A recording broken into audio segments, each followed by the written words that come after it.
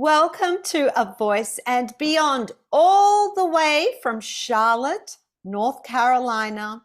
We have Veronica Karaman. How are you, Veronica? I'm great. It's so glad to be here. I know, and I'm the first Aussie to interview you. Yes, you are my first Australian podcast, so that's a claim to fame tonight. But the interesting thing is that 90% of my audience is American anyway. So, Oh my gosh. Well, that's good because then I also get to enjoy your accent. oh, cool. So cool. Now, you have just recently moved to North Carolina, sorry, to Charlotte because you're in Pinehurst before then. But I, I'll get to what took you there. I'll introduce you first as you're the founder of True Champion Coaching, a professional golfer, performance coach, and speaker, and you're the author of The Champion's Way. And you also have a new book, which we will get to later, that you've just recently released. I love that when we had our pre-interview meeting, you said to me, the only thing that separates us is that you sing and I swing. So you come from a golfing background, for those who worry about what she means by swinging. You are a golfer. I'm glad you explained that. I said the only difference between the sing and the swing is the W in between. So there's a lot more in common than you think. Yes, so you've moved to Charlotte. Now you do involve yourself very heavily in the golfing community, in the golfing world still. You do a lot of coaching. Is there greater opportunity for you in Charlotte?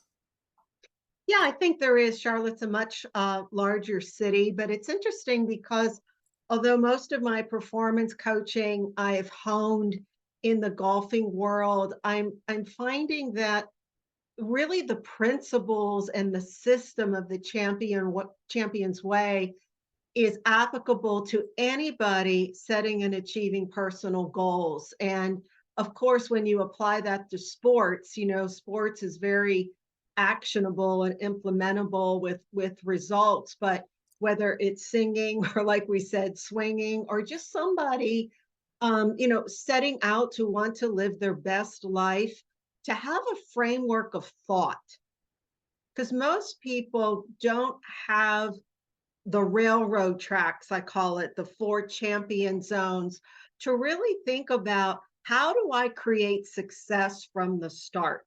How do I Mm. direct my mind, right, to a target or a goal? And there's some very powerful and yet simple ways to get into the stream of peak performance, whether you're trying to perform in sports or in music or just in your life.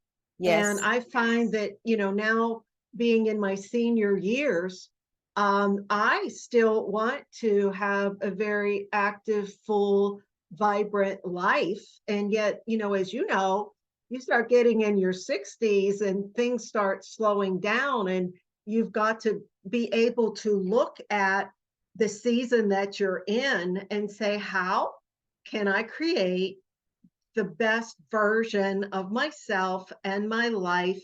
And it's so important to have a growth mindset to be able to do that, because so many people have a fixed mindset Hmm. and they think that their life just is what it is, and they don't realize that there are always new possibilities for you.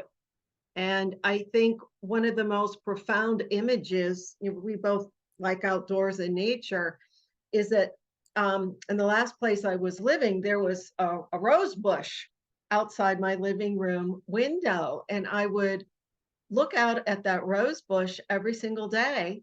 And some of those buds were dying, some of them were dead, some of them just had little buds on them, and some of them were in full bloom in October.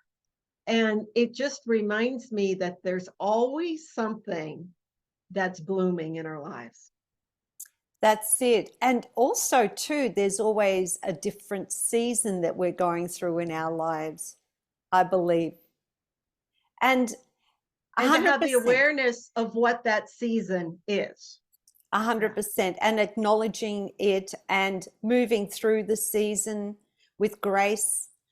And let's talk about your golfing background first up, because you sure. had quite a successful career. So when did you start playing golf, and tell us about your golfing journey? Sure. Well, I often tease people saying that I didn't come out of the womb with an umbilical cord. I came out of the womb attached to a 5 iron because I started in the game of golf when I was 5 years old, and my father placed a putter in my hand, and he'd go play golf for 4 hours, and I'd go putt for 4 hours straight at 5 and 6 years old because he would Wow. enter me into these national Pee Wee putting contests, and it would be my summertime passion to go win these national Pee Wee putting contests. And so my involvement in the sport actually, was surrounded by this great desire to compete and to win. And so I did that for 9 years. And when I was 14, I was too old for the age bracket to putt anymore for these particular events. And so I took up the whole game of golf just so I could continue putting. And a tragedy happened when I was 15. My father unexpectedly came down with a bout of cancer and died 9 months later. And I only got to play 9 holes with him before he passed. And so that was certainly a very traumatizing Mm. event in my life. But I played on the boys' team in high school. I was the first girl from my high school to get an athletic scholarship to college. So it was the very beginning of Title IX in the late 70s. And I played for Duke University. I had a wonderful amateur career and turned pro and, played various tours. I played in the US Open, and golf has been such a wonderful sport to meet people, to travel, to develop yourself. And when I was 40 years old, I knew that my touring days were over, and I was like, "What do I do with all this extensive knowledge I have on achievement and competition and performance?" And I had some people say to me, there's this life coaching certification that Regent University, where I went to graduate school, is offering. You'd be really good as a coach. Mm. And I was like, nah. And I kind of like blew him off for, I think it was 2 years. And finally, I realized that coaching is a wonderful umbrella to bring all those tools into to be able to help people release their potential. And so I went through the life coaching program, and I, for the first time, like I knew how to set and achieve goals, but this was very different. This was about learning to relate to people.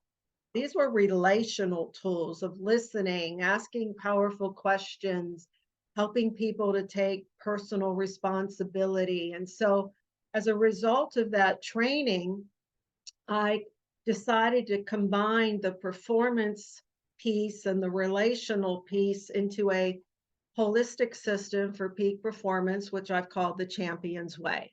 Because either you're relational oriented and you need to be more task oriented to go after something, or you're very task oriented and performance oriented and you need to learn how to relate and love yourself. And so it was a very holistic way to approach peak performance and achieving your best from a place of love and acceptance, not Mm. finding your worth somewhere out there, but starting with a place of beholding yourself. And so it was very, very freeing. And I saw a lot of great results and success when I applied that approach to achievement. So, wow. Okay. How much of that did you learn from your own career? So, what were your career highlights, your low times in your career, and what lessons did you learn throughout that That's a personally? marvelous, that's a marvelous question. And golf is a very individual sport. And so you have to have a great amount of self mastery. You have to have a great amount of emotional mastery. So you not only have to have the skill set, of being an athlete. Back in the day, a lot of people didn't think you had to be an athlete to be a golfer. Well, along comes Tiger Woods and everybody's an athlete now. And so there's a great amount of skill that is required for golf because one, the terrain always changes. The weather always changes. It's not like you're playing indoors at a basketball court. It's just the variables are always changing, and you have to be able to have a great amount of adaptability and flexibility, and then also the ability to focus, to concentrate, to release the need to control outcomes. And so I call golf a miserable, wonderful sport because the wonderful part is, you're out walking, you meet great people, and it's the one sport that is social, competitive, and personal growth oriented, all wrapped into one. But having said that, it's the never ending striving for perfection and never achieving it. And so it's very easy in the game of golf to beat yourself up. And so my biggest challenges were perfectionism Mhm. and performance orientation. If I played well, I was great. If I didn't, don't talk to me. And it became so destructive to me. I mean, the very game that I loved and was passionate about, I I made the mistake of trying to find my worth there. And without the presence of a father's love in that situation, I turned to a sport to try to give me that, and no sport can give you that. So I Mm. actually had to lay it down for 5 years.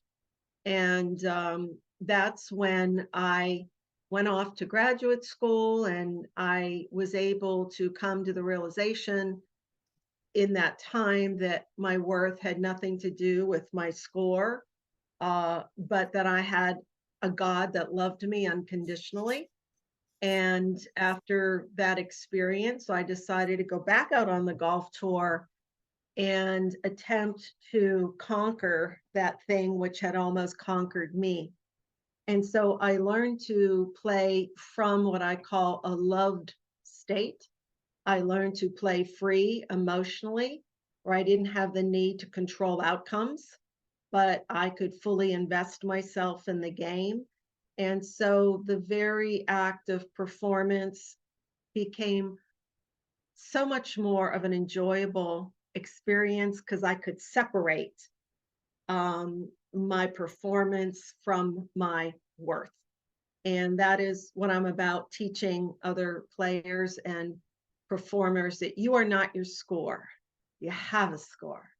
And it's a beautiful thing to fully engage, but play free. And I think that's a really a missing piece in sports competition and performance across the board in general, is that we get caught up in in what I call attaching additional meanings to things. Mm. You can see that when you work with teenagers, it's just like I suck because I just had a bad score. I'm like, no, you don't. You just had a bad shot. You had a bad score. And so to be able to take particularly a young person and instill in them a wholesome, healthy view of themselves sets them up for a trajectory of success that is healthy versus versus destructive. And I used to think that it was the pursuit of excellence that was the soil for greatness. But the older I get and the more I do this, the more I realize it's really the pursuit of wholeness Mm. that is the soil for greatness, because greatness comes out of the fullness of who you are as a person. And if we can make those distinctions and get the root system right in the development of what I call a true champion, then you've done something wonderful. So would you say that is the true trait of a champion? I honestly think a champion is somebody who lives in such victory that they refuse to quit in any situation until they get the victory in it. I love that. A champion is someone who does not quit. And in working with developing champions, and the beautiful part of working with young people is that you get them in a formation stage, right?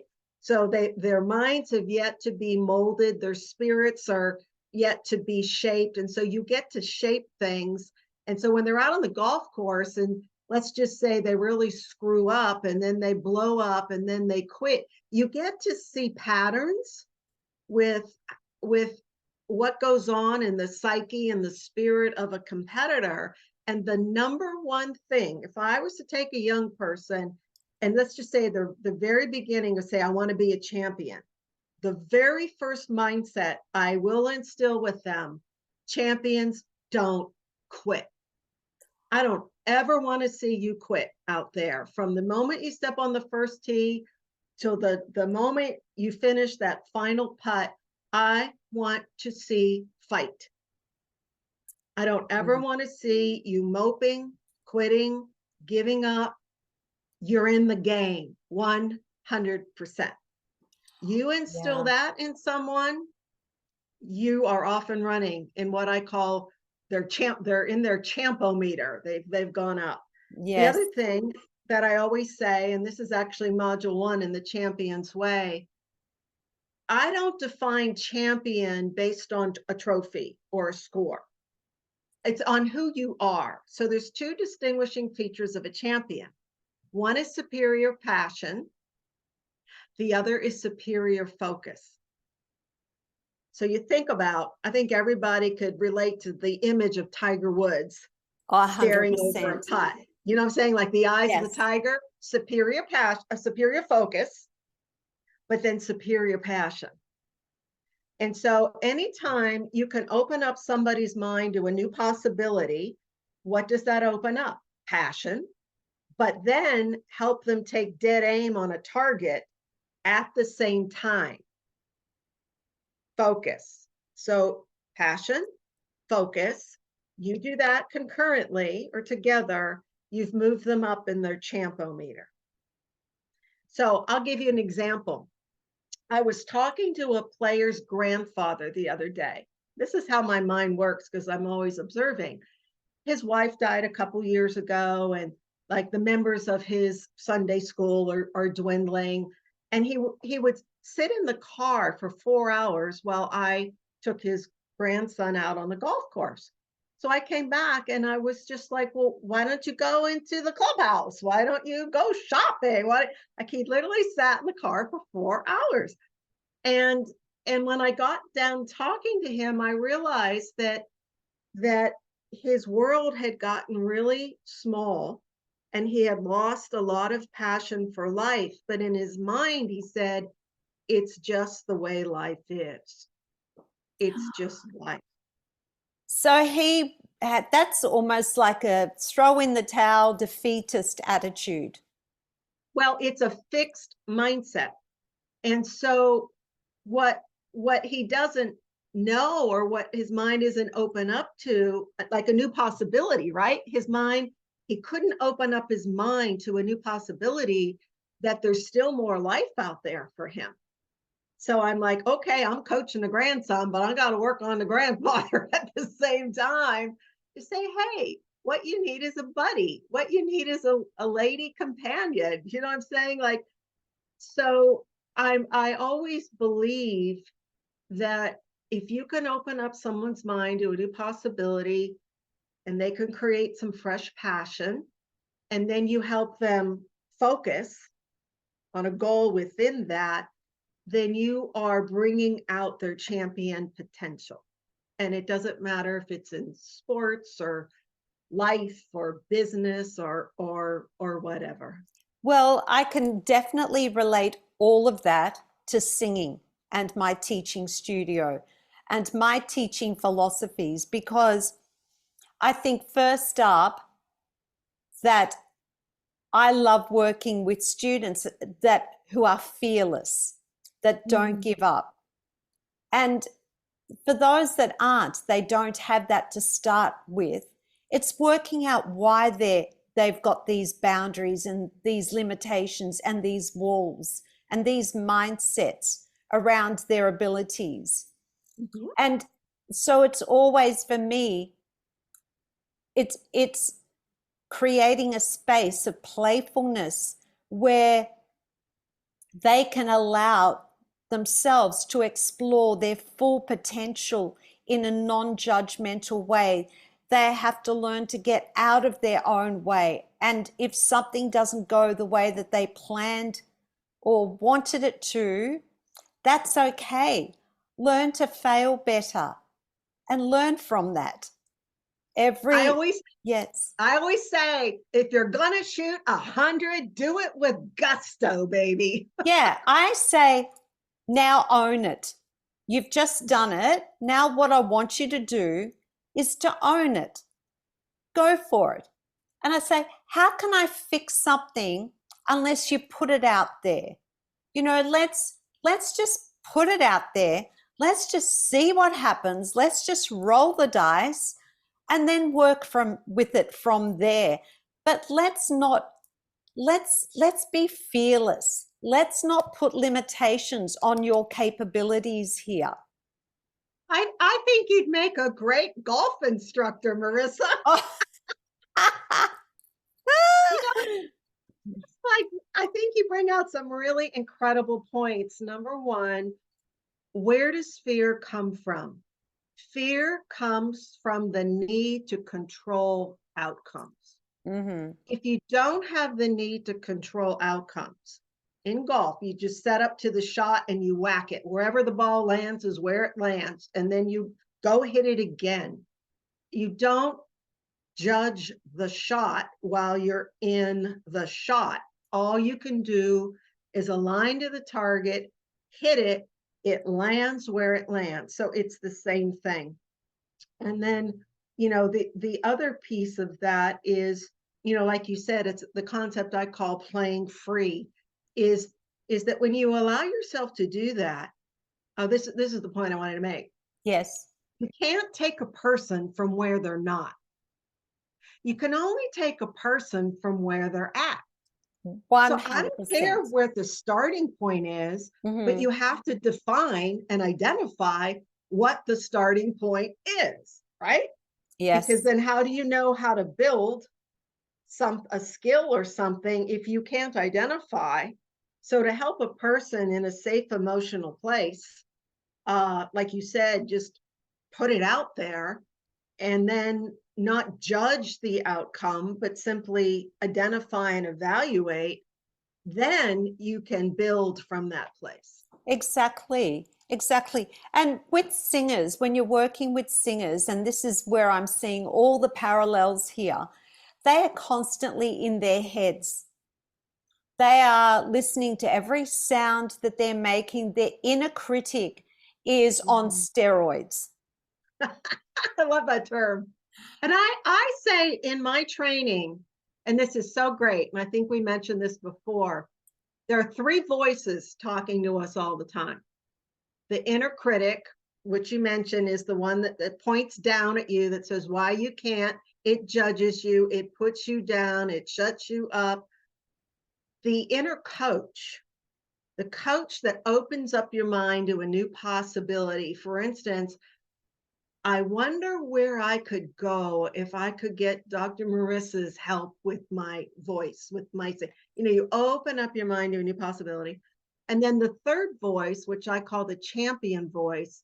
And the champion voice is the voice that says, I can, I will, I believe it's the affirming voice. It uses generative language. It's future based. It's action based. And here's the thing, you will never get to your potential from your critical voice. You, Absolutely.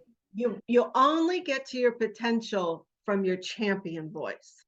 And then being a faith-based person, I believe there's a fourth voice I call the voice from above, the voice that speaks to your inner spirit that says, I love you, I believe in you, you can do this, this is my will for you, you know, for those who have a faith in God. But we have to own the champion voice within ourselves. And it is the voice that is least developed, acknowledged, gotten in touch with, because the critical voice is talking loudly.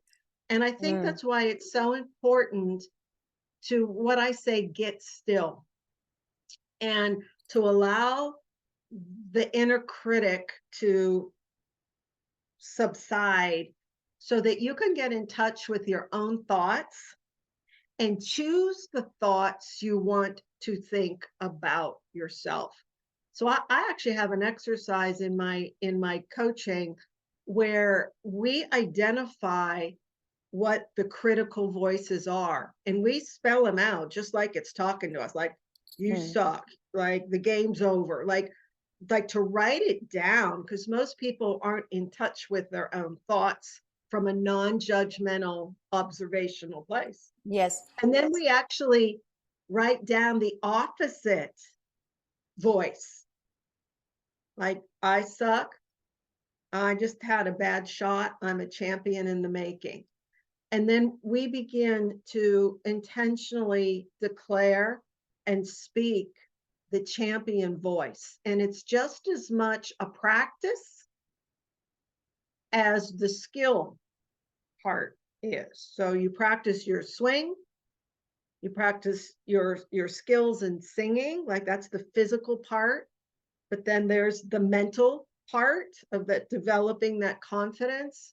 There's the emotional part of playing free, non-judgmentally, and then that spiritual practice of building your self-belief. So those four dimensions, the physical, mental, emotional, and spiritual, is the what I call the four champion zones.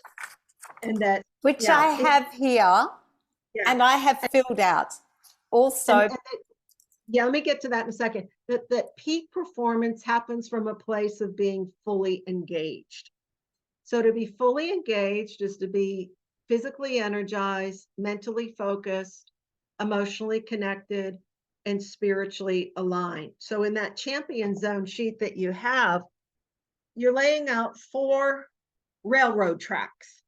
Every performance, every result has 4 dimensions, 4 components to it. So when you define a process in each one of those zones and you do them concurrently, that's when you take a leap. So you're actually creating success from the start, focusing on processes rather than the result. There's a couple of things I'd like to comment on there. I love all of this. First up is about that critical voice. Do you actually, with your coaching clients, do you work out where that voice has come from? Because I know with what I do in my teaching studio, it doesn't reveal itself immediately. Sometimes it can take 18 months of having that student come to my studio before they have an aha moment, and they'll say to me, you know, when I was in 6th grade, I had the whole school laugh at me because I hit a dud note in the middle of the song at school assembly. And Yeah, yes, and then absolutely. once that happens, that's just one example. And it's amazing once we have those aha moments, the skill set of that student, and we talk through that, they're performance goes through the roof. And it's like you have to break down those barriers and what's holding them back and where these shackles that they're putting on themselves and what's firing and inspiring that inner critic to go off in their heads constantly. You kind of have to figure that out too, don't you? Yeah, it's very interesting. Every person is different. Yes. And a lot of what the work you're talking about even depends on, the life experience. So a lot of my clients are teenagers and their life experience is yet to be formed, but Mm. but other times not. I had in my latest book, God Make Me a Champion, I share the story of Carson, who came to me, was 16 years old, severely depressed. He was so depressed that his parents pulled him out of the game, and yet it was his passion. And so it was kind of doubling, but they were Mm. very concerned of his mental state. And so they brought him to me, and I began to realize he had some really bad experiences in golf that caused him just to be kind of paranoid and fearful. And I just began to build in him what I call a surrendered athlete. And he just built a brand new identity in who he saw himself to be without the need to control outcomes. And he was faith-based, so he was like, God controls all outcomes. And he began to play free. In less than 2 months, Carson almost won the state championship. He only lost on the third playoff hole because he got so caught up in all the media around him that he took his eyes off the ball, Yeah. enjoying He was, all the people yeah, that were no, following him. he was checking his Yeah, hair. it was his Uh, moment of glory, of But course. then I had a guy who was in his late 30s, and he came to me, and he was high 70s shooter, but he was stuck. And he was a great player, like he used to shoot in the 60s. And I was in the middle of one of the first coaching sessions. And sometimes I just have this gift of discernment that like pops out, and I'll ask a question. And Mm. I said, have you, oh, I know what it was. He'd be in the middle of his backswing, and he's in the critical voice would speak. Like he'd be like the top of his backswing, like, you're missing it. This isn't it. It's not. And it was, I realized that he was traumatized somewhere. So I said, have you ever had an experience where you were traumatized in golf? And he said, yes. And I said, well, tell me about it. He said, when I was like 12 years old, and it was like one of my first competitions, and it was a junior competition, and I got on the first tee, and I actually kind of whiffed my tee shot, and it landed behind me on the putting green. And all the kids started laughing at Mm. me. And so here he was carrying subconsciously the shame from that experience for like 20 years. So I took Wow. him through a process to release that old story and the shame. The next three scores he shot were like 65, 67, 64, was totally set free, like you said, to release his potential. And I'm fully convinced that we really don't know all the dynamics that go into a performance. There are so many factors that affect a performance, and that the more you can help someone become aware of their own wiring, their own emotions, their own thinking, the more you help them achieve their highest potential. Because here's the thing about a champion. This is very interesting. A champion is not afraid to go to the edge of Mm. his or her emotional or mental instability. In other words, a champion is someone who loves to press to the edge of what they think they're capable of. Amazing. And So somebody can naturally have that bent, or you can develop them to go there. But in order to do that, like you said, they have to be emotionally free to succeed and fail. So I came up with this concept called total victory. Total victory is the freedom to succeed and the freedom to fail, because my worth has nothing to do with my score. So true. So true. And I believe too, it's interesting through listening to you talk, and this is something that I've always said about the business of singing. And that is 20% is talent and 80% is everything else. And so that physical and the actual skill set, it's like 20%, because all the other stuff, that emotional, the critic, that fearlessness, if you don't have that, you're not going to be a champion. And in our industry, if you don't have that other 80%, and the rest of our 80% is configured a little differently, there are some aspects that overlap, but and one of those would be, you have to be very authentic in your storytelling. You have to be vulnerable. You have to be willing to share who you are when you're on stage in the most authentic manner possible.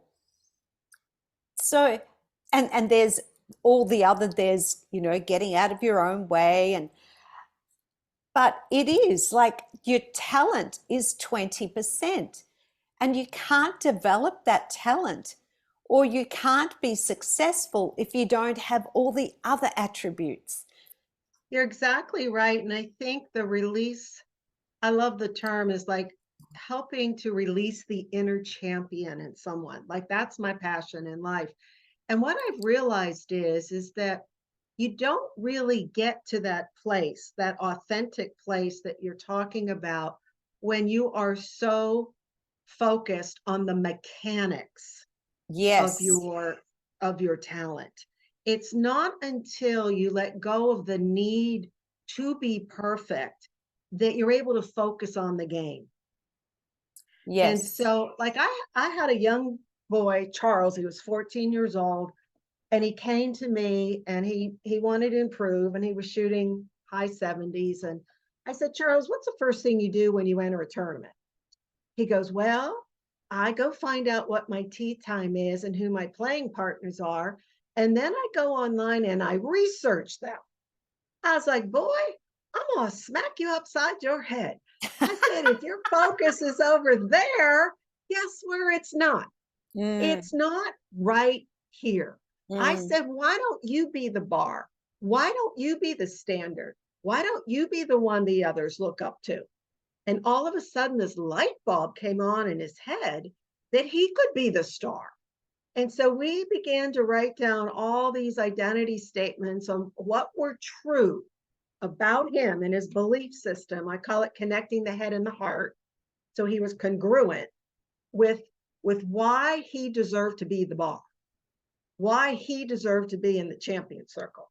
So now all of a sudden, he's not trying to get some piece of his worth looking outwardly, but playing out of the center of who he is. That's the authenticity. And I said, listen, you have got one of the most mechanically sound swings of anybody out there. Quit trying to be perfect. Quit focusing on all the mechanics. Go play golf. Go play the game. So he was able to take his attention off of here and put it out on the target. Within 2 months, he wins his first tournament. Then he wins his second tournament. Then he wins his third tournament. Then he calls me up and says, Coach Veronica, 80% of my scores are now under par, which means he's shooting in the 60s, low 70s.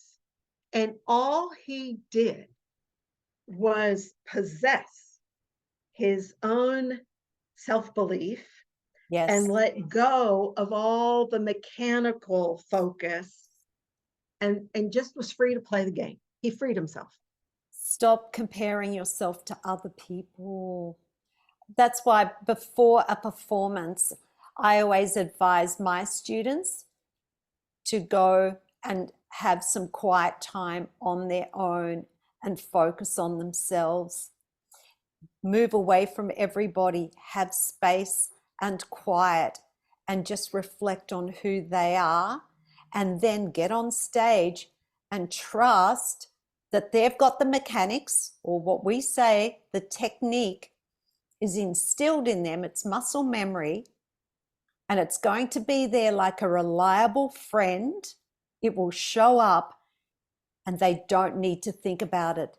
They can just go up there and do the job and do it in the most authentic and vulnerable manner because they've done the work.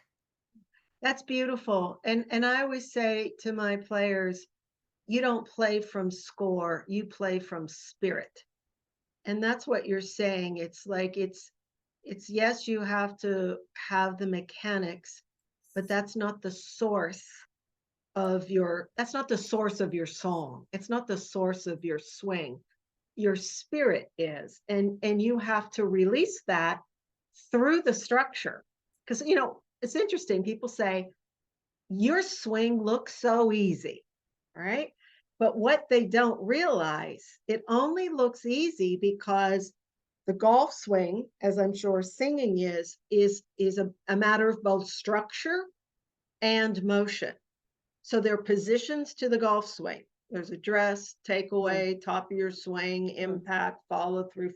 So there's positions to the swing. That's the structure. But then there's motion. You have to swing, right? So when you can have proper structure and then allow yourself to swing, that's when it looks easy. So just as there's breath, right? There's breath in singing. There's your spirit, there's voice, there's the essence. The same with golf. It's like you have to trust your swing, to trust it enough, but then to let go and play the game. Exactly. And that's when you win the game. It's true. Yes. So we had this champion zone sheet that I had filled in previously. And do you want to tell me what you filled in? Do you want to okay, share? let's just break it down. We had the physical, which is the skill set, the fitness, nutrition, energy management. Mm-hmm. I gave myself an 8. An 8. And in the physical zone, you gave, like, there's a lot of different areas in the physical zone. So which one were you most focused on? Was it skill set? Was it energy management, or just No, across overall? the board. Across the Okay. board, overall. Why I gave myself an 8, I could have done better, is because I think that my nutrition sometimes, because I have a little bit of alcohol from time to time, Marissa. on the weekends I have a little drink, not a lot. I'm only a lightweight, so I don't drink a lot. But overall, I think I do pretty well in that area. In terms of, I'm looking at this because I'm not a player of sport. I'm just looking at this as a player in life. Yes, gotcha. Yes. And then mental, the focus, the concentration, the champion mindset. I also gave myself an 8 because Great. I think that I'm very disciplined, and and I think discipline is different to motivation, because motivation can wane, but it's the discipline that gets you there and gets the job done. And if I see something on my to-do list, it will get done. I don't even have to argue with myself. Once you're in the system of discipline, you don't need motivation, right? Exactly. I don't even worry about the word motivation, but for some people, they still need that. They need something to motivate them, and it's usually an external thing, whereas discipline, I think, is an internal thing. And then the emotional and empowering and disempowering, that's still a work in progress, because I still from time to time, suffer with anxiety. Usually it comes from an external thing that triggers me. And at times that can be a little debilitating. It never stops me, and it never prevents me from doing what I need to do. It never stops me dead in my tracks. Everything will always get done because I have that discipline. So I have a very powerful mind, but the anxiety is something that I feel more in the physical. And what number did you give yourself in the emotional realm? I gave myself a 4. I was pretty hard on myself in that one because I still feel I can do so much better. Okay, I'm going to come back to that, but let's go ahead to the spiritual zone. The spiritual zone, identity, values, higher purpose, faith. I gave myself a 6, only because I'm not highly religious. I was brought up in a Catholic church. I went through the Catholic school system. So, but I do have really good values. The spiritual, let me just define the spiritual zone is actually kind of, you can look at it 2 ways. There's the human spirit, and that's where if someone's coming to me and they just want basic performance coaching, nothing faith-based, identity, higher purpose, and values. To what extent do you see yourself as a champion? What is your self-belief? I'm going to give myself an 8. Good. So then the other piece, if you want to add the faith piece, that's where you can add that extra dimension. So for you, it might just be the higher purpose, identity, values, and you can add the faith in there, but that's completely based on your own assessment of that. Well, so I can say that my values come from my religious upbringing. Okay. They've been instilled through family, culture, and religion. So, so here's a way. Let me go back since we don't have a lot of time. So what I would normally do is I would go through the whole sheet and I would say, okay, the first 2, you're at an 8. What do you want to go to? You say, well, I'm going to go to a 10. And then you say, okay, how are we going to get there? So once you self-assess, then you can set a goal. But since your emotional is the lowest one, and this is great because it's a simple tool to self-assess, right? And generally speaking, most people score themselves the lowest in the area of self-belief. It's highly unusual for someone to come on with that being the strongest. So let's just say you're at a 4 and you want to turn your anxiety into what? The anxiety is the disempowering emotion. So what is the empowering emotion you want to replace it with? Calm. Calm and peace. Calm, peace, acceptance. Okay, that's beautiful. So now, since the spiritual part is strong in terms of your own self-belief, and you have roots in a faith, then here's one of the ways that you can elevate your emotion from a 4 to a 6 and even stronger by a spiritual practice. So there's a scripture in the Bible that says, do not be anxious or worried about anything, but in prayer and supplication with thanksgiving, make your requests known to God, and the peace of God, which passes all understanding, will guard your heart and mind in Christ Jesus. So prayer and making your requests known to God is a way to enter into peace because you're not carrying the burden anymore. So you can do whatever you want to do, but I'm just saying that by going through the 4 champion zones, you can assess where you're at, set your goals, and then decide what practices am I going to employ Mhm. to go up my champometer. Amazing. Amazing. Love all that. So let's talk about the Champion's Way, your book, your coaching program, because you have the video series as well Yeah, as the book. So it's a yeah, 12 module training program yeah. centered on peak Um, performance. So tell us about that. well, my website is truechampionacademy.com. It's truechampionacademy.com. And on there, it houses a 12 module video series where I actually take the person through these 4 champion zones.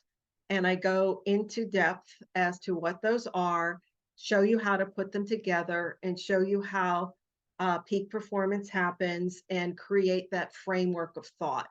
I think it is absolutely foundational to anybody that wants to set and achieve goals, because most people think that progress is linear. It's not, it's comprehensive. So Mm, let's just say, for instance, what good is it if you have, let's say, great singing technique, but you can't focus? Are you going to have a peak performance? No. Let's just say you have great skills and great focus, but you get fearful. Are you going to have a peak performance? No. Let's just say you have great skills, you have confidence, you have peace, but you don't have self belief. Are you going to have peak performance? No. So you need all 4 champion zones in operation. And once you can identify those processes, then you can have what I call success from the start. Because if you do the process, guess what happens? You get the result. yeah, I was going to say, So get the result. yeah, there's a self-study program there. There's a um you can contact me for coaching. And then more recently this year, I actually did write a book called God Make Me a Champion: An Athlete's Journey of Faith into the Power of Surrender, where I go in and I tell my stories, my faith-based stories of walking with God through 50 years of competition, and defining what I call who a surrendered athlete is, because I think identity is the driving force behind all performance. And so many people have a faith in God and they love to compete and perform, but the two never intersect.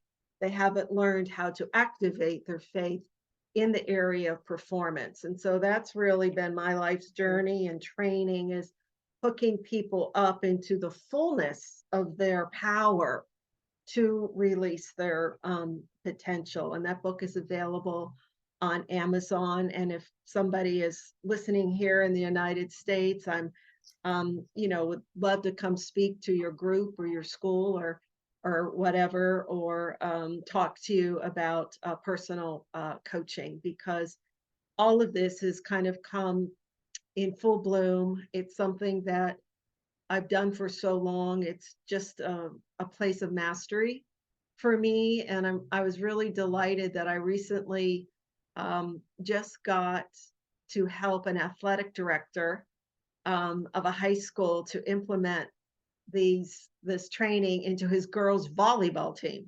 Amazing. And so it's great to see it go beyond just, my my lens of my sport, and to see a leader who's responsible, an influencer, to now be able to impart these processes and system with his girls. And he said to me today on the phone, his name was Bill, he said, Veronica, I'm totally left brain. I'm like this numbers guy. I'm like, here's what we're going to do in our training. And he said, but the other side, which is what you talk about, I really struggle with, and the whole emotional side. And so now to have someone who's so left brain get the right brain piece, he's going to be able to coach his athletes from a place of wholeness. And so that was very exciting for me. I love how you light up when you talk about all this work. It's like this is your legacy and this is you sharing your life, your experiences, your journey, your pitfalls, your highlights, wrapping them all up and packaging them, and also wanting to give back. I think there's an element there of service in amongst what you're doing. I know there's a dollar value, but there's also that sense of service for you. You know, it's very interesting, and I really appreciate that, and I appreciate your observation because I can't tell you how many times, Marissa, I have quit, and God wouldn't let me quit. And I'm like, the game doesn't mean that much to me anymore. Like, why am I still doing this? And I finally realized that he was calling me to put all of this together in a system. I don't know any other coach who actually has a system for peak performance so that others won't have to go through the pain, the heartache, the destructiveness that I went through to find wholeness.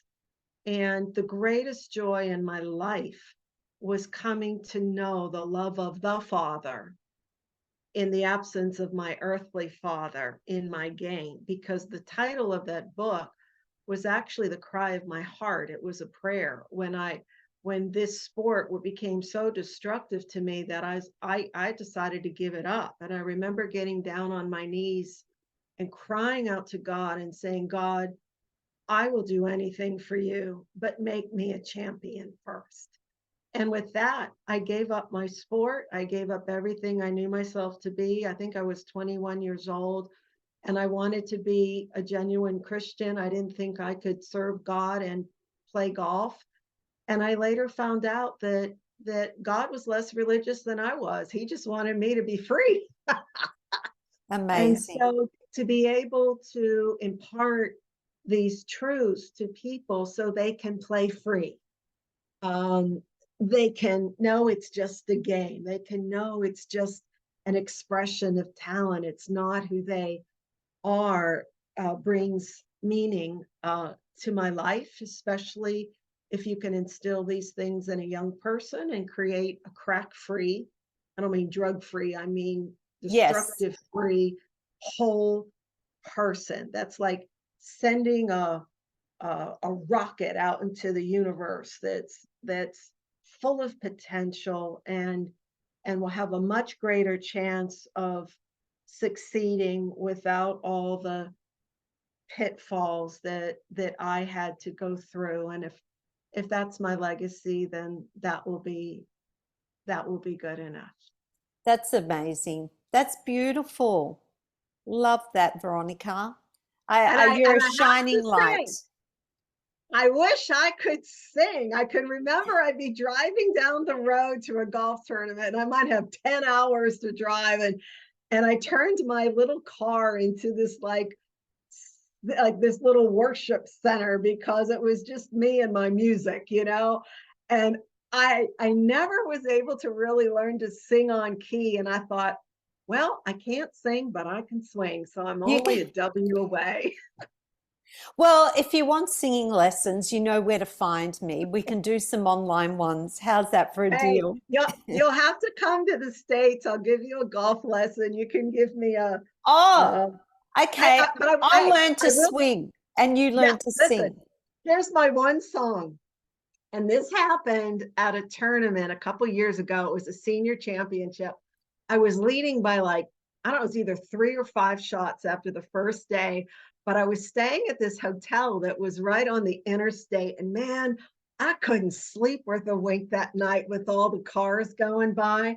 So I get to the golf course the next day. My brain could not work. I was so fatigued. I literally couldn't even think.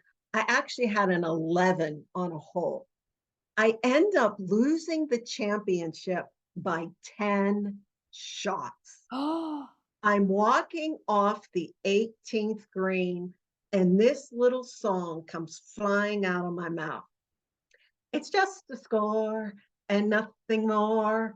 It's just a score and nothing more. I play free. I have the victory. Bye bye. Bye bye. Bye-bye, bad score.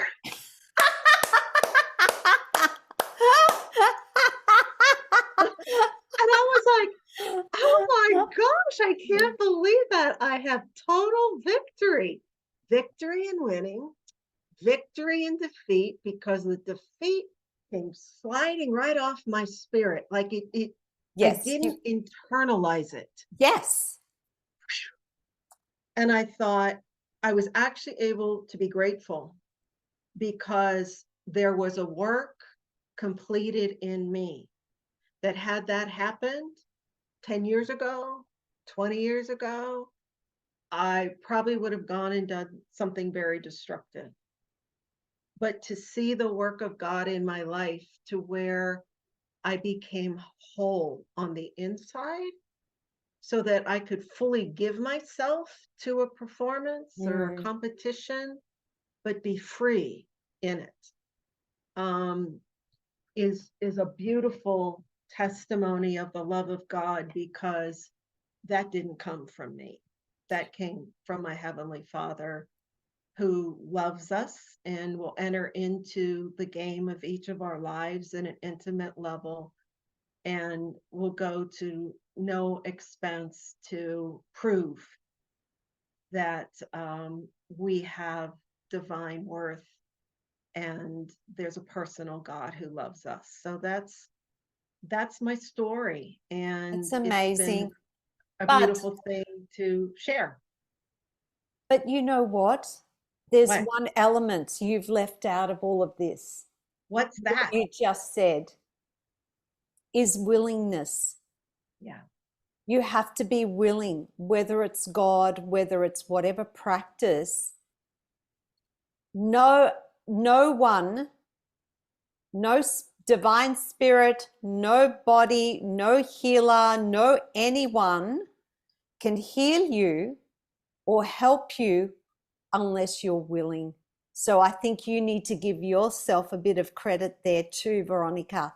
You Yeah. haven't It's done the that. You must have been willing also and there open.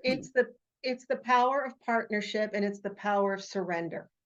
It's really the power of surrender. And I think I had enough pain. I think I was searching so desperately for answers. Um, I have a great curiosity to understand things. And in the absence, really, I had the absence of a father, and then my mother, bless her heart, she had a fifth grade education. She had to quit school in the Depression at 11 years old to earn a living. So I was never really parented. And I actually ended up parenting her at the end of her life. And this is a beautiful story.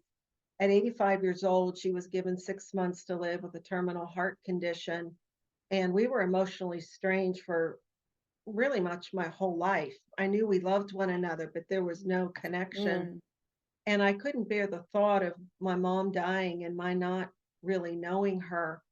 And so when she was given that death sentence at 85, I really knew that was my time to reach her before she died. Because you think you only got 6 months with someone, you make your decisions very differently. And I remember I bought her a dog, I bought her a cat, but took her to old folks' homes, but everybody was too old for Mildred. And this was during the time I was going through that life coach certification. And so finally, one day, out of exasperation, I just said, Mom, I've had it. Put your tennis shoes on. We're going to the golf course. And she always thought the game was stupid because she was brought up Catholic and that whole suffering theology. Anyways, I hand this little old woman an 8 iron, and my mom takes a waggle.